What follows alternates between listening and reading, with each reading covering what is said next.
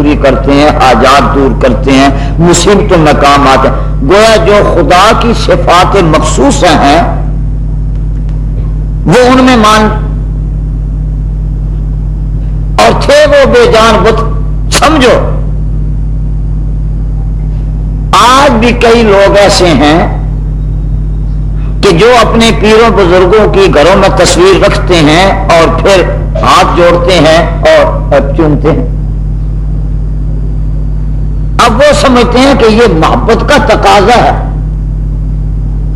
یہ نہیں سمجھتے کہ محبت کے تقاضے جو ہیں وہ شریعت کی حد میں ہو تو جائز ہے، حد سے تجاوز ہو تو ناجائز. افراط تفریط. بعض لوگ تبرکات کو جائز نہیں قرار دیتے توحید کے غلو میں، بعض لوگ تبرکات کی پوجا شروع کر دیتے ہیں وہ محبت کے غلو میں. دونوں چیزیں میں فرق کروں. تو موسیٰ علیہ السلام کی قوم بنی اسرائیل بھی بت پرستی میں مبتلا تھی.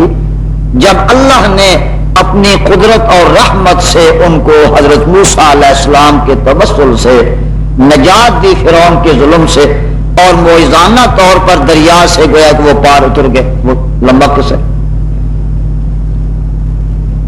تو چونکہ وہ عادت تو تھی نا بھائی، وہ بت پرستی مزاج میں تو وہ بری ہوئی تھی.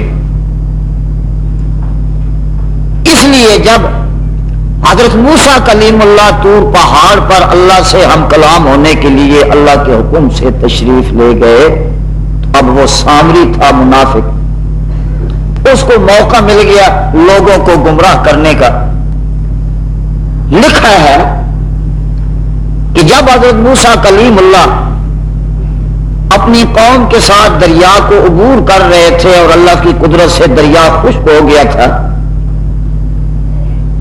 تو انہوں نے یہ دیکھا کہ ایک گھوڑے سوار ہے، اس کا گھوڑا جہاں قدم رکھتا ہے وہاں اس زمین سے اس خاک پر سبزی اگاتی. اللہ کی قدرت ہے. اللہ تعالیٰ آزمائش کے طور پر اپنی قدرتوں کا اظہار فرماتے ہیں. آزمائش ہوتی.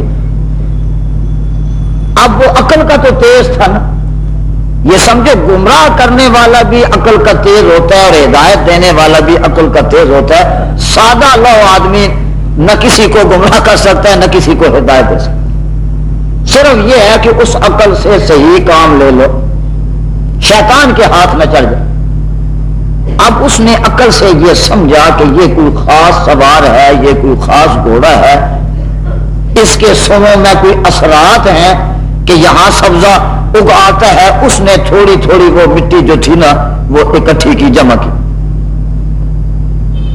اور تھے وہ حضرت جبرائیل امین علیہ السلام جو انبیاء کرام کے ساتھ ہوتے ہیں.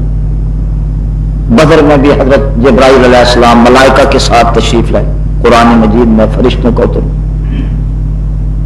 تو اب شیطان نے اس کو بہکایا. اس نے جب وہ سونے چاندی کا بچڑا بنایا، وہ تو ایک بت تھا نا، جسد اللہ خوار، اور اس کے اندر وہ خاک ڈالی جو اس نے جمع کی تھی. اب اللہ کی قدرت ہے آزمائش کے طور پر وہ بچڑا سونے چاندی کا اصلی بچڑوں کی طرح آواز دینے لگ گیا. خوار کہتے ہیں وہ بچڑے کی آواز.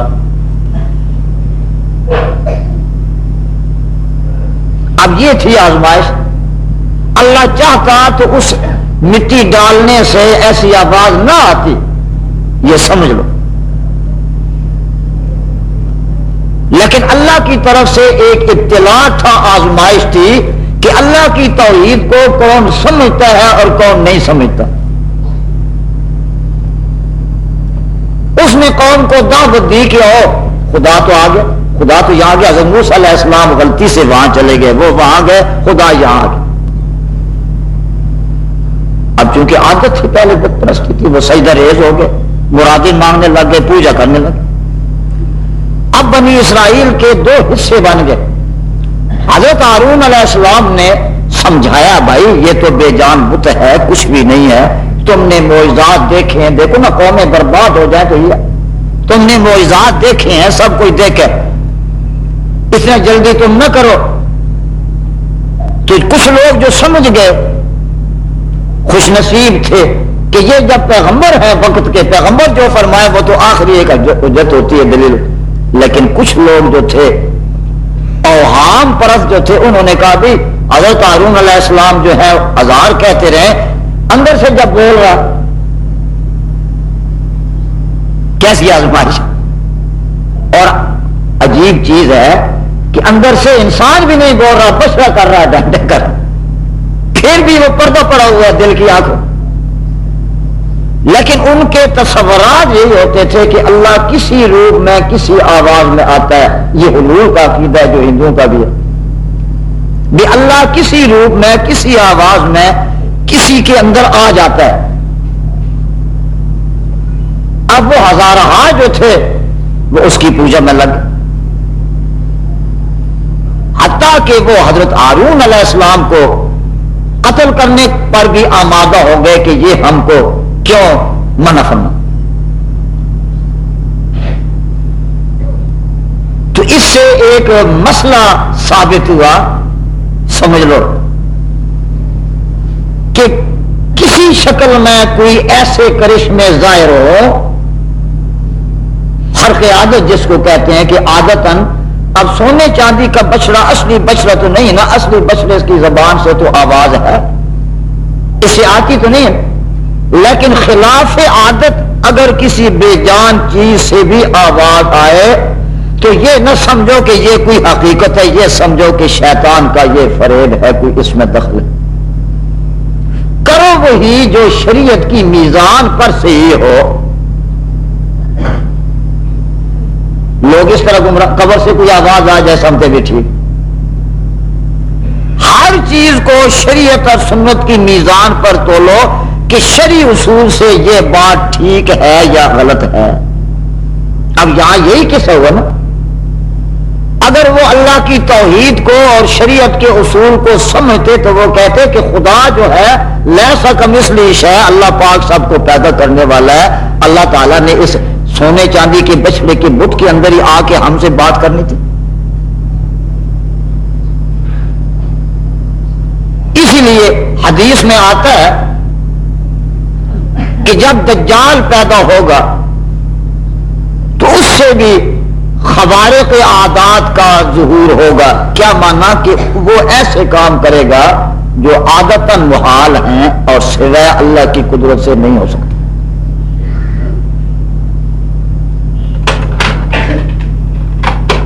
ایک ہے معجزہ، ایک ہے کرامت، اور ایک ہے استدراج۔ یہ تین اصطلاح ہیں شریعت کی۔ معجزہ وہ کام ہے جو اللہ کی قدرت سے ظاہر ہوتا ہے لیکن ہوتا کسی پیغمبر علیہ السلام کے ہاتھ سے ہے۔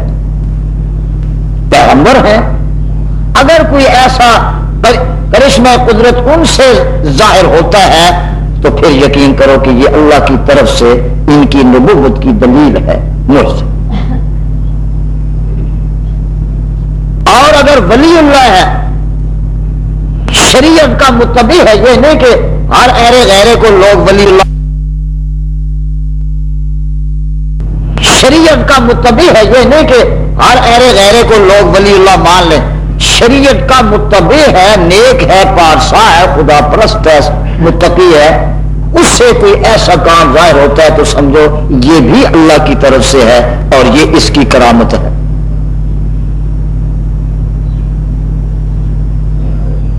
اور اگر ایسا شخص ہے کہ جو کافر ہے یا اسلام کا دعویٰ کرتا ہے لیکن شریعت کا وہ مخالف ہے، جس طرح ملنگ ہے یا غیر شرع صوفی ہے یا کئی ہیں، خواہ کہے کہ میں مسلمان ہوں اور عبادت بھی کرتا رہے، ہندو سادھو جوگی کتنی عبادتیں کرتے ہیں، ریاستیں کرتے ہیں، ایک ایک پاؤں پر دریاؤں میں کتنے کتنے گھنٹے یہ کھڑے رہتے ہیں۔ وہ سینٹر جیل لاہور میں ایک साधु था, तो वो